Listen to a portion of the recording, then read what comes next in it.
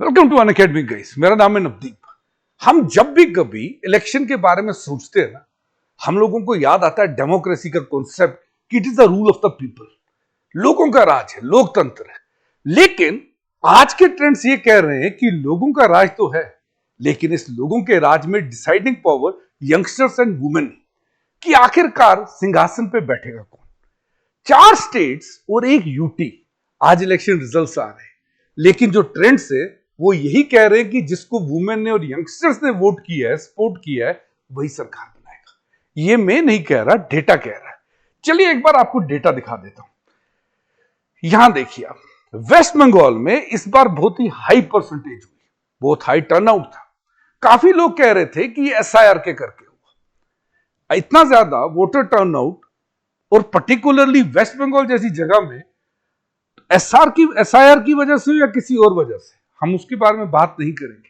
लेकिन इस higher turnout में भी सबसे ज्यादा टर्नआउट जो था वो फीमेल वोटर्स का था। 93.2% फीमेल ने वोट किया था, जबकि मेल 91.7% ने वोट किया हुआ था। अब अगर आप साइकोलॉजी समझेंगे ना, तो वुमेन जो वोट करती है वो ज्यादातर डेवलपमेंट के लिए करती है, सेफ्टी के लिए करती है।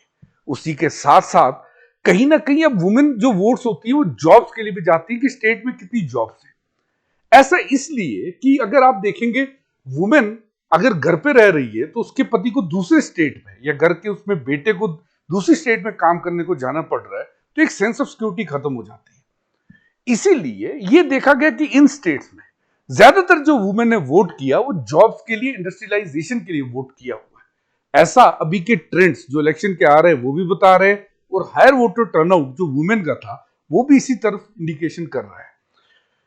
अगर आप देखेंगे, इस बार बंगाल में इलेक्शन में खड़ी हुई थी आरजी कार, जो रेप इंसिडेंट में जिनकी मृत्यु हो गई थी, दुर्भाग्यपूर्ण इंसिडेंट था। उनकी मदर भी इस वोटिंग में, इलेक्शन में खड़े हुए थे।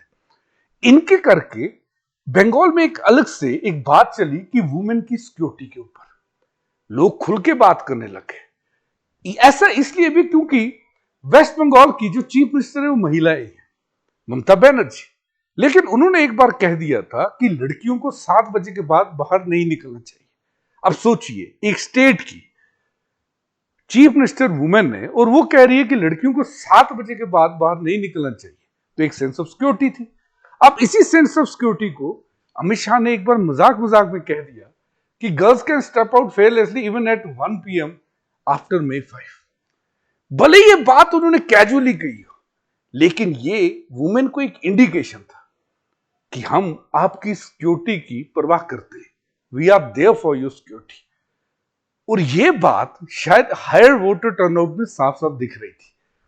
एक चीज और आपको बता दूं, साउथ में जो हुआ है, साउथ में हम देख रहे थे द्राविडियन मूवमेंट की 2 बाय प्रोडक्ट्स थे, एआईडीएमके और डीएमके। अभी अगर आप देखेंगे, तमिलनाडु में कभी भी आप इलेक्शन उठा के देख लीजिए, या तो डीएमके पावर में थी या एआईडीएमके पावर में थी। मैं आपको चीफ मिनिस्टर्स दिखा देता हूं वहां के चीफ मिनिस्टर्स। अगर आप एमजीआर के बाद देखेंगे तो DMK, AIADMK, DMK, AIADMK, AIADMK, DMK, AIADMK, DMK, AIADMK, AIADMK, AIADMK और अब डीएमके। तो केवल 2 ही पार्टीज राज कर रही थी और दोनों का एक सिग्नल था, दोनों का एक कनेक्शन था। यह कनेक्शन था द्राविडियन मूवमेंट। लेकिन यहां पर भी अगर आप देखेंगे तो अब जीते थलापति विजय। भले ही वो एक्टर है, लेकिन विजय की एक खास बात है। विजय के अगर आप पोल प्रोमिसेस देखेंगे, जो भी उनका मैनिफेस्टो था वो यंगस्टर्स ओरिएंटेड था, वो वुमेन ओरिएंटेड था। उन्होंने द्राविडियन मूवमेंट की बात नहीं की, उन्होंने किसी खास कम्युनिटी को यह नहीं कहा कि हम इस कम्युनिटी को बाहर भगा देंगे, केवल तमिलियंस की बात करेंगे। उन्होंने साफ साफ जो बात की वो वुमेन के ऊपर की, यंगस्टर्स के ऊपर की। और आज जब रिजल्ट आ रहे हैं, तो अपनी पहली बार चुनाव लड़ रहे थे विजय, कहीं ना कहीं ऐसा लग ही रहा है कि यंगस्टर्स ने उन्हें सपोर्ट कर दिया है। जैसे मैंने कहा, अगर आप टीवी के जो इनकी पार्टी उसका मैनिफेस्टो भी देखेंगे, तो उसके लिए वुमेन, फार्मर्स, यूथ, इनको टारगेट किया गया था।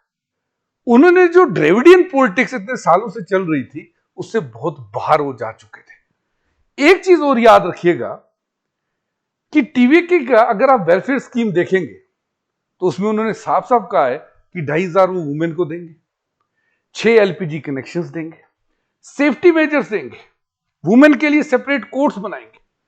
उन्होंने यह भी कहा कि गोल्ड कॉइन्स, सिल्क साड़ीज, बाकी फाइनेंशियल असिस्टेंस वो देंगे न्यूबॉर्न गर्ल्स के लिए। यहां तक उन्होंने कहा था कि 5 लाख तक की जितनी भी स्कीम से वुमेन सेंट्रिक, उसका लाभ वो महिलाओं को देंगे। अगर आप यूथ की बात करें तो यूथ के लिए उन्होंने कहा था कि हमारा एक ही मकसद है, दैट इज द एम्प्लॉयमेंट। तो अब जैसे जैसे इलेक्शन के नतीजे आ रहे हैं, साफ साफ दिख रहा है कि विजय को इसी चीज पर वोट पड़ा है। तो अगर आप दोनों स्टेट्स पर्टिकुलरली देखेंगे, वेस्ट बंगाल और इसी के साथ साथ अगर आप स्टेट देखेंगे तमिलनाडु, तो दोनों में कोई भी गवर्नमेंट में था, चाहे ममता बनर्जी थे, यहां पर स्टालिन थे। अब जो नई पार्टीज आई है, चाहे बीजेपी आई है या यहां पर विजय आए हुए हैं, दोनों में आप एक चीज कॉमन पाएंगे कि दोनों को वुमेन और यंगस्टर सपोर्ट कर रहे हैं। इसीलिए मैंने आपसे यही कहा कि अब सत्ता में वही आएगा जिसे या तो यंगस्टर सपोर्ट कर रहे हैं या वुमेन सपोर्ट कर रहे हैं। आप बताइए, आपको क्या लग रहा है कमेंट सेक्शन में। उसी के साथ साथ एक चीज और शेयर कर दूं आपसे, यदि आप 2026 का प्रीलिम्स दे रहे हैं तो अभी आपके लिए गोल्डन अपॉर्चुनिटी है। ₹1 में आप हमारी all India prelims test series में एनरोल कर सकते हैं। 46 टोटल टेस्ट है, 24 sectional, 22 full length test. Description में दिए गए लिंक पे क्लिक करें। आज इस ऑफर का लास्ट है। अनुज अग्निहोत्री, रविदास, दोनों यूपीएससी के टॉपर्स हमारे ही ऑनलाइन प्रोग्राम से पढ़े हुए हैं। मेंटर्स द्वारा बनाए गए इस बैचेस को, जो ये टेस्ट है, इसको अच्छे से लीजिए। काफी सारे क्वेश्चंस आपको यहीं से यूपीएससी के एग्जाम में मिलेंगे, आपकी तैयारी भी चेक हो जाएगी। अनअकैडमी के बैचेस के बारे में डिटेल्स आपको डिस्क्रिप्शन में मिल जाएंगे। तो जैसा मैंने आपसे कहा, चाहे तमिलनाडु हो या चाहे वेस्ट बंगाल, दोनों में दो ही फैक्टर्स ने सबसे ज्यादा काम किया है, वुमेन और यंगस्टर्स ने। आपको एक चीज और बता दूं, यहां पर ये एक डेटा में देख रहा था, 1.22 करोड़ जो वोटर्स थे तमिलनाडु में, उनकी एज 18 से 29 ईयर्स की बीच में थी। 21% वोटर्स थे 18 से 29 एज के। और इस बड़ी पॉपुलेशन ने कहीं ना कहीं विजय को सपोर्ट किया है। ये छोटा नंबर नहीं है। तो जब हमारी आज पार्टीज बात करती है ध्रुवीकरण की, जहां पर बात करते हैं रीजनलिज्म की, कहीं पर बात करते हैं रिलीजन के ऊपर पॉलिटिक्स खेलने की, वहां पर विजय ने यह प्रूव कर दिया, और कहीं ना कहीं बाकी स्टेट्स में भी यही प्रूव हो रहा है कि आपको वुमेन लेड डेवलपमेंट की बात करनी पड़ेगी। आपका इस बारे में क्या कहना है, मेरे को जरूर बताइएगा। Thanks for watching this video. Let's crack it.